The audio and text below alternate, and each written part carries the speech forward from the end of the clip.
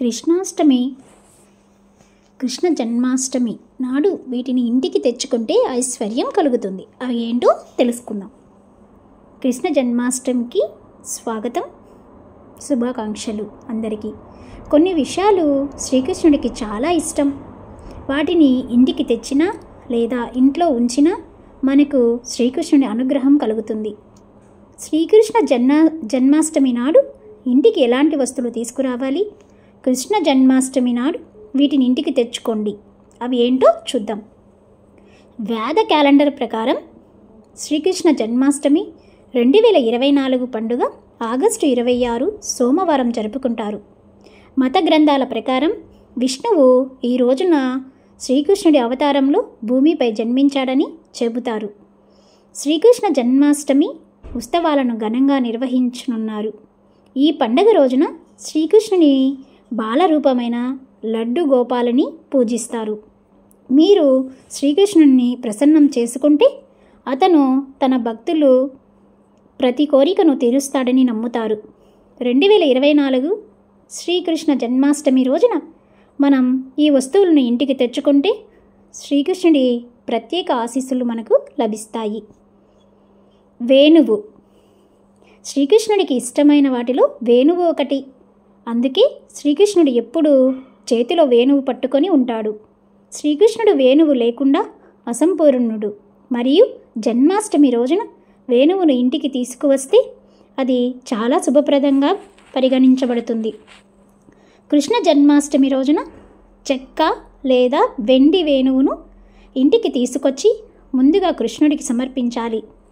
ఆపై దానిని మీ డబ్బు పెట్టెలో లేదా మరేదైనా సురక్షితమైన స్థలంలో ఉంచండి. ఇది ఎల్లప్పుడూ మీ ఇంటిని సంపదతో నింపుతుంది.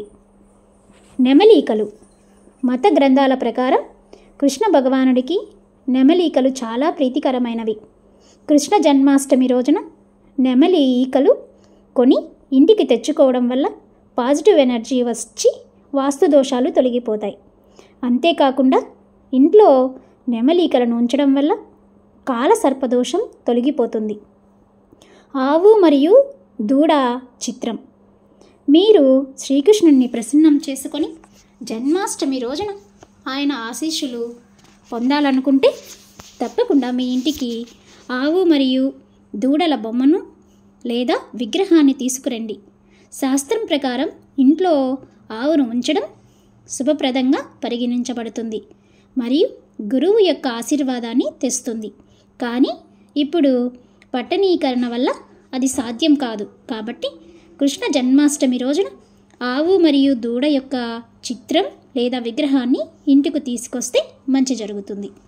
అదేవిధంగా వెన్న శ్రీకృష్ణుని బాలరూపమైన లడ్డు గోపాలుడికి వెన్న అంటే చాలా ఇష్టం. కాబట్టి వెన్న నైవేద్యంగా పెడతారు. పురాణాల ప్రకారం శ్రీకృష్ణుడు చిన్నతనంలోని ఇతరుల ఇళ్లలో వెన్న దొంగలించి తినేవాడు. అందుకే శ్రీకృష్ణుడిని వెన్న దొంగ అని అంటారు. కృష్ణ జన్మాష్టమి రోజున ఇంట్లో వెన్న తయారు చేయండి. సాధ్యం కాకపోతే మార్కెట్ నుండి వెన్న తెచ్చి శ్రీకృష్ణుడికి సమర్పించండి. వైజయంతిమాల సాధారణంగా కృష్ణుడి చిత్రాల్లో మీరు ఎల్లప్పుడూ అతని మెడలో వైజయంతిమాల రోజురిని చూసేవారు. మత విశ్వాసాల ఆధారంగా శ్రీకృష్ణుడు వైజయంతిమాల ధరించేవారు. అందుచేత కృష్ణ జన్మాష్టమి రోజున వైజయంతిమాలను ఇంటికి తీసుకురావడం వల్ల ఆర్థిక స్థితి మెరుగుపడుతుందని నమ్మకం.